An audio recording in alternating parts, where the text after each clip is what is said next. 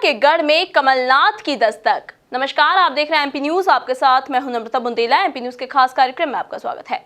ग्वालियर चंबल संभाग, जी हां, वो संभाग जहां बीजेपी और कांग्रेस दोनों की ही नजरें बनी हुई हैं, जहां कुछ दिनों पूर्व ज्योतिरादित्य सिंधिया, मुख्यमंत्री शिवराज सिंह चौहान ने यहां पर दस्तक दी थी, एक दौरा किया था, बड़ी सी एक सभा की थी जहां पर हजारों कार्यकर्ताओं को बीजेपी में भी शामिल किया गया था, जिसमें से कई सारे कार्यकर्ताओं को कांग्रेसियों का कहा जा रहा था कि कांग्रेस की तरफ के जो कार्यकर्ता हैं उन्हें बीजेपी में शामिल किया गया है, ऐसा दावा था बीजेपी का। और अब पूर्व मुख्यमंत्री कमलनाथ भी अब ग्वालियर चंबल संभाग के दौरे पर जा रहे हैं। हमारे संवाददाता शार्दुल राठौर इस वक्त हमसे जुड़े हुए हैं। शार्दुल, हम आपसे जानना चाहेंगे कि क्यों आखिर ग्वालियर चंबल संभाग पर इतना फोकस है, बीजेपी कांग्रेस दोनों ही इस पर ही क्यों आखिर फोकस कर रही है? क्योंकि कुछ दिनों पूर्व जहां सिंधिया ने यहां पर दौरा किया था और एक सभा की थी, वहीं अब पूर्व सीएम कमलनाथ भी ग्वालियर चंबल संभाग के दौरे पर जा रहे हैं और अपनी वहां पर मौजूदगी दर्ज करवाने जा रहे हैं। बिल्कुल नम्रता, मैं बताना चाहूँगा कि जो सिंधिया का गढ़ है वो चंबल और ग्वालियर बेल्ट है और चंबल ग्वालियर बेल्ट में ही उपचुनाव की सबसे ज़्यादा सीटें हैं। ऐसे में ये सबसे ज़्यादा महत्वपूर्ण हो जाता है कि कांग्रेस की सरकार गिराने में सबसे ज़्यादा हाथ जो था ज्योतिरादित्य सिंधिया समर्थकों का था। तो ज्योतिरादित्य सिंधिया के समर्थकों के गढ़ में अगर कांग्रेस पहुंचती है और वहां पर अपना कैंपेन चलाती है तो कहीं ना कहीं उपचुनाव जो होने जा रहे हैं उसमें कांग्रेस को कुछ ना कुछ फ़ायदा मिल सकता है। हालांकि माना जा रहा है कि सिंधिया का जो गढ़ है उसमें सिंधिया अपनी तरफ से पूरी लॉबिंग किए हुए हैं। बीजेपी के कई नेता इससे पहले वहाँ जा चुके हैं और बीजेपी के नेताओं ने अपनी अच्छे तरह से वहाँ के कार्यकर्ताओं को अपनी पार्टी में शामिल करने को लेकर और कई तरह की जो चर्चाएं की उनसे पार्टी को मजबूत बनाने को लेकर और उपचुनाव जीतने को लेकर कुछ रणनीतियां तैयार की थी। ऐसे में अभी तक कांग्रेस उस बेल्ट से दूरी बनाए हुई थी।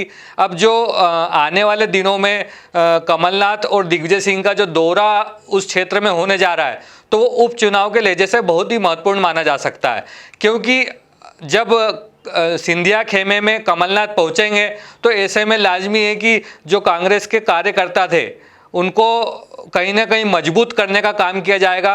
वहीं दूसरी ओर जो भाजपा के कार्यकर्ता हैं उनको कांग्रेस में शामिल करने का प्रयास किया जाएगा।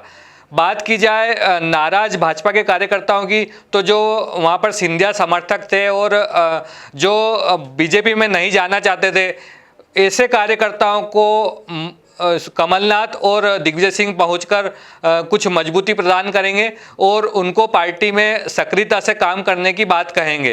तो ऐसे में जो दौरा उपचुनाव के ठीक पहले ग्वालियर बेल्ट में होने जा रहा है उसे कहीं ना कहीं उपचुनाव से जोड़कर महत्वपूर्ण माना जा सकता है और इस उपचुनाव को लेकर वहाँ पर जो रणनीति तैयार की जाएगी बड़े नेताओं द्वारा, वो कहीं ना कहीं जो उस बेल्ट में ज़्यादातर सीटें हैं, करीब करीब 10-12 सीटें मानी जाती है उपचुनाव को लेकर वहाँ की, तो उन सीटों को अपने प्रत्याशी मजबूत करने के हिसाब से ये कमलनाथ का जो दौरा है ये महत्वपूर्ण माना जा रहा है। जी बिल्कुल, बहुत ही महत्वपूर्ण दौरा तो है ही कमलनाथ का, क्योंकि ग्वालियर चंबल संभाग, क्योंकि मध्य प्रदेश में कुल 27 विधानसभा सीटों पर उपचुनाव होने हैं, जिसमें से 16 सीटें तो सिर्फ ग्वालियर चंबल संभाग से ही आती हैं। और यही कारण है कि जहां बीजेपी का भी इसी सीट पर, इस संभाग पर फोकस है, तो वहीं कांग्रेस भी यहां पर फोकस कर रही है। और कुछ दिनों पूर्व इसी बात को ध्यान में रखते हुए मुख्यमंत्री शिवराज सिंह चौहान और ज्योतिरादित्य सिंधिया ने यहाँ पर दौरा किया था, कार्यकर्ताओं को रिचार्ज किया था।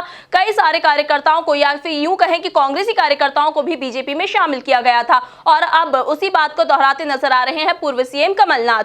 लेकिन शार्दुल, यहाँ पर एक सवाल यह भी उठता है कि जहां कांग्रेस द्वारा भी दावा किया जा रहा है कि जब कमलनाथ वहां पर दौरा करेंगे तो कई सारे कार्यकर्ताओं को, या फिर यूं कहा जाए कि बीजेपी कार्यकर्ताओं को, और खास तौर से अगर जैसे कुछ कार्यकर्ता ये भी कहा जा रहा है कि ज्योतिरादित्य सिंधिया के बीजेपी में जाने से नाराज हैं, उन्हें पूरी तरह से अब कांग्रेस में मिक्स कर दिया जाएगा। तो कितनी संभावना है कि ऐसे कार्यकर्ता पूरी तरह से कांग्रेस में घुल मिल जाएंगे या फिर जो बीजेपी के कार्यकर्ता हैं वो कांग्रेस में शामिल होंगे?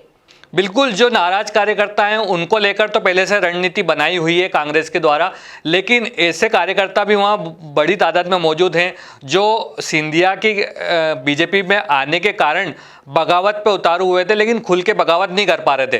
तो ऐसे में जो कमलनाथ का जो दौरा रहेगा उस समय ये देखना बड़ा मतलब गौर करने लायक बात रहेगी, जिसमें जो बीजेपी के नाराज कार्यकर्ता हैं जो काफ़ी लंबे समय से उस क्षेत्र में अपनी आमद बनाए हुए थे, पार्टी के लिए कार्य कर रहे थे, लेकिन अचानक सिंधिया के आने से उनकी जो जगह थी वो सिंधिया समर्थकों ने भर दी और पार्टी द्वारा तवज्जो भी सिंधिया समर्थकों को दी जा रही है। तो ऐसे जो नाराज कार्यकर्ता हैं बीजेपी के, वो कहीं ना कहीं कांग्रेस में शामिल होंगे और इसको लेकर कांग्रेस पार्टी ने अपनी एक अलग रणनीति बना रखी है। और जो ये दौरा होने जा रहा है कमलनाथ सरकार का, तो ये दौरा कई मायने में महत्वपूर्ण है। वहाँ पर जो एक सम्मेलन होगा, सम्मेलन में बड़ी तादाद में जो वहाँ के क्षेत्र के कार्यकर्ता हैं वो एकत्रित होंगे। उसमें सम्मेलन में भी कमलनाथ का द्वारा अपने कार्यकर्ताओं को मजबूत करने के संदेश दिए जाएंगे। इसके अलावा उसी आयोजन के साथ जब कमलनाथ वहाँ रुकेंगे तो ऐसी कई बातें होगी और ऐसी कई रणनीतियाँ तैयार होगी जो कहीं ना कहीं उपचुनाव में महत्वपूर्ण साबित होगी। जी बिल्कुल, तो दोनों ही तरफ से बीजेपी और कांग्रेस की अगर हम बात करें तो दोनों ही तरफ से रणनीति बनाने का सिलसिला शुरू हो चुका है, सभाएं करने का सिलसिला भी अब शुरू हो चुका है, कार्यकर्ताओं को रिचार्ज करने की कोशिश पूरी तरफ से की जा रही है दोनों पार्टी की तरफ से। लेकिन अब देखने वाली बात होगी, आने वाले समय ही बताएगा कि किसकी रणनीति कितनी कारगर साबित होती है और उपचुनाव की इस एग्जाम में कौन पास होता है और कौन फेल होता है। ताजा तरीन खबरों के लिए आप बने रहिए हमारे साथ, देखते रहिए एमपी न्यूज। नमस्कार।